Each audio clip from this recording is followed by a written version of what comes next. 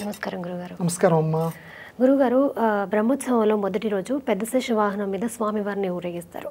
అంటే దీని యొక్క ప్రాముఖ్యత ఏమిటి? ఎందుకు పెద్ద శేషవాహన ప్రాముఖ్యత వినా వెంకటేశం ననాథో ననాథ. స్వామివారి యొక్క వాహనాల్లో ఈ ధ్వజారోహణం తర్వాత మొట్టమొదటి వాహనం పెద్ద శేషవాహనం.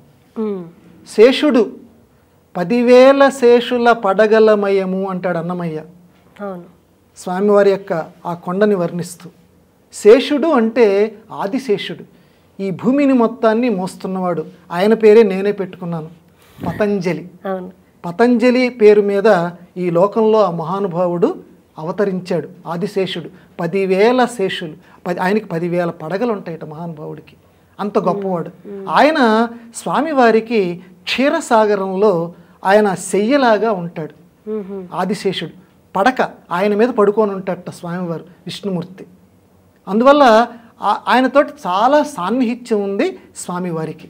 అందువల్ల ఆయనతో తీవ్రమైనటువంటి గాఢమైనటువంటి అనుబంధం ఉంది. కాబట్టి మా అనుబంధం చాలా గొప్పది సుమా అని చెప్పటానికి శేషుణ్ణి, అందులోనూ పెద్ద శేషుణ్ణి, పెద్ద శేషుడు చిన్న శేషుడు అని చెప్పి 2 వాహనాలు ఉంటాయి బ్రహ్మోత్సవాల్లో. ఇక్కడ ప్రత్యేకత ఏం చూపిస్తారంటే, పెద్ద శేష వాహనానికి మనం జాగ్రత్తగా గమనిస్తే 7 పడగలు ఉంటాయి, చిన్న శేషవాహనానికి 5 పడగలు ఉంటాయి.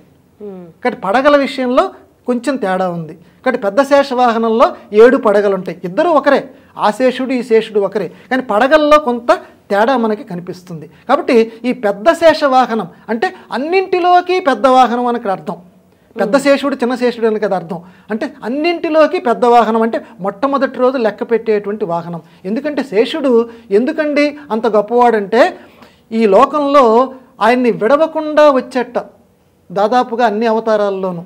రామావతారంలో లక్ష్మణుడి కింద వచ్చాడు ఆయన్ని విడవకుండా, అంటే ఒక అవతారంలో ఆయనకి సేవ చేశాడు. కృష్ణావతారంలో ఆయన చేత సేవ చేయించుకున్నాడు. ఇదే శేషుడు. కృష్ణుడిగా విష్ణుమూర్తి ఈ లోకంలో అవతరించినప్పుడు బలరాముడి కింద అవతరించాడు. బలరాముడి కింద అవతరించి అదే కృష్ణమూర్తి చేత సేవ చేయించుకున్నాడు. కాబట్టి వాళ్ళిద్దరు అనుబంధాలు విడనటువంటి అనుబంధము. కాబట్టి అనంతుణ్ణి దుస్సహతర మూర్తికి శేషసాయికి పాయక శయ్యయైన ఆ యహిపతి దుష్కృతాంతకుడు అనంతుడు నాకు ప్రసన్నుడయ్యడున్ అని నన్నయ్య గారు మహాభారతంలో చెప్తాడు. చాలా గొప్ప పద్యాలమ్మ అవి. అవి చదువుతూ ఉంటే పాము యొక్క బుసలు, ఆ ఆదిశేషుడి యొక్క బుసలు మనకు వినిపిస్తాయి. అంత గొప్ప పద్యాలు, ప్రతి తెలుగువాడికి నోటికి రావాల్సినటువంటి పద్యాలు. అందువల్ల ఆ మహానుభావుడు మామూలు ఎంత కష్టం అమ్మ. ఇప్పుడు ఒక పాము దగ్గరికి వెళితేనే దాన్ని మనం భయద సౌందర్యం అంటారు, భయం కొలిపించేటువంటి సౌందర్యం. ఆ సౌందర్యం చూడబుద్దేస్తుంటుంది, కానీ భయం కొలుపుతూ ఉంటుంది. ఒక్క పడగ ఉన్నటువంటి పాముని అలా పడగ విప్పి ఆడుతుంటే కష్టమే, అన్ని పడగల పాముని ఆ పడగ మీద కూడా ఎక్కి కూర్చుంటాడు స్వామివారు. ఏం చెప్తున్నాడయ్యా ఈ వాహనం ద్వారా? ఈనాటి సమాజం పిల్లలు ఎవరన్నా అడుగుతారు, ఎందుకు మేము నమస్కారం చేయాలి పెద్ద శేషవాహనం మీద ఉన్నటువంటి వెంకటేశ్వరి కంటే? నాన్న, పామును చూస్తే నువ్వు భయపడతావు కదా, హింస అంటే నీకు భయం కదా, పాము హింసిస్తుంది కదా, నేను కాటు వేస్తుందని భయం నీకు ఉంది కదా, ఒక్కసారి ఆ స్వామిని చూడు. అటువంటి స్వామి దాని మీద ఎక్కి కూర్చున్నాడు రా అంటే, నన్ను కనుక నువ్వు శరణు వేడితే, శరణము అనే పదానికి అర్థం ఇల్లు అని అర్థం అమ్మ. వర్షం పడుతోంది, ఇంట్లోకి వెళ్ళాం, హాయి కలుపుతుంది. చలేస్తోంది, తలుపులు బిగించాం, హాయిగా ఉంటుంది. శరణము అనే పదానికి అర్థం. కాబట్టి నన్ను శరణు వేడండి. ఇలాంటి పాములు, ఇలాంటి బుసలు కొట్టే పాములు, వీటి మీదే నేను ఎక్కువ కూర్చున్నాను అంటే నీ బాబునరా నేను అంటుంటాం కదా, నీ బాబునరా నేనంటే ఏంటమ్మా అర్థం? నీకంటే మించినటువంటి వాడిని, కాబట్టి దీనికంటే మించిన వాడిని నన్ను శరణు వేడండి. మీ సమస్యలేవి మిమ్మల్ని బుసలు కొట్టవు, కష్టాలేవి మిమ్మల్ని కాటు వేయవు, నేనున్నాను కదా నాన్న, నన్ను శరణు వేడండి అని చెప్పి ఆ 4 మాడ వీధుల్లోనూ పెద్ద శేషవాహనం మీద స్వామి ఊరేగుతూ ఉంటుంటారట.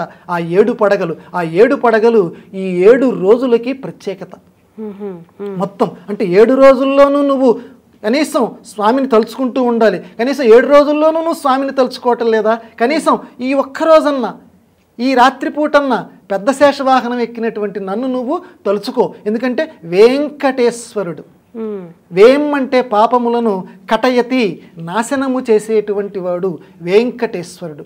ఆ పాప సంహారకుడైనటువంటి నన్ను, ఈ శేషుడి మీద ఎక్కి కూర్చున్నటువంటి నన్ను తలుచుకో. ఎందుకంటే ఈ జీవుల యొక్క సంబంధం ఎటువంటిదంటే శేషి సంబంధము అంటారు. శేషిన్ అంటే విష్ణుమూర్తి, శేష అంటే దాసుడికి భగవంతుడికి ఉండే సంబంధం. ఈ ఆదిశేషుడు ఆ విష్ణుమూర్తి మనకి నిరూపిస్తూ ఉన్నారు. అంత సన్నిహితంగా ఉంటారు. కాబట్టి మనం కూడా స్వామివారి పట్ల అంత ప్రేమ గనక చూపిస్తే మనం కూడా శేషులమవుతాము, ఆయనకి సన్నిహితులమవుతాము. అలా అవటానికి మనందరం ప్రయత్నం చేయుదుముగాక అని ఈ ఆదిశేష పెద్ద శేష వాహన సేవలో స్వామివారిని ప్రార్థన చేద్దాం. ధన్యవాదాలు గురువుగారు. నమస్కారం అమ్మా.